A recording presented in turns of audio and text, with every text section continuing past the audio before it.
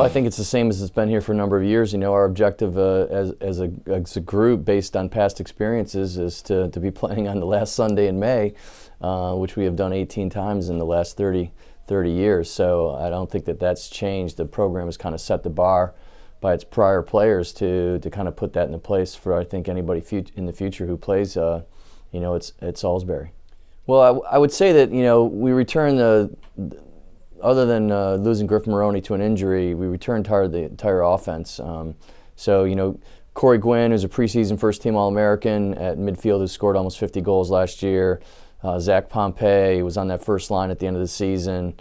Emery Wangus, Jared Bromwell, those are our four at midfield. The big four, I would call them. They're almost a four-man-headed monster for the first midfield line. And then at attack, Josh Melton, who's been a 3-year starter. And then Chris Cross-Ferreira, who's a sophomore, had a great freshman year last year, is coming on strong.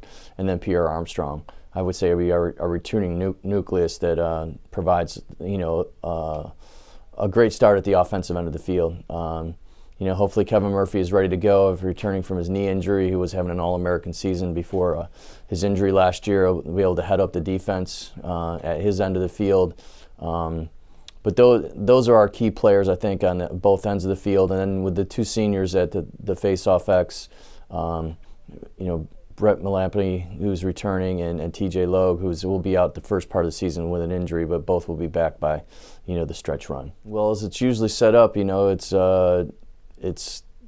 brutal the first 10 weeks of the season. We virtually play the top 10 teams in the South, one right after another. Getting right after it with a regionally ranked team, Barry, in our first game in 10 days.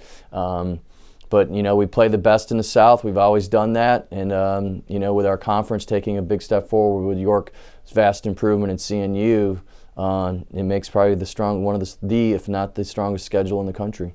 Just how the defense is going to develop. It kind of reminds me of a couple years ago when Kyle Tucker and Will Nowazik were kind of unknown players as freshmen, and they had to step up in their sophomore year through graduation, and they met the task and led us to a championship. And a very similar situation, I think, this year. That we have Brad Abkar, who played a great deal as a freshman last year, who's now a sophomore.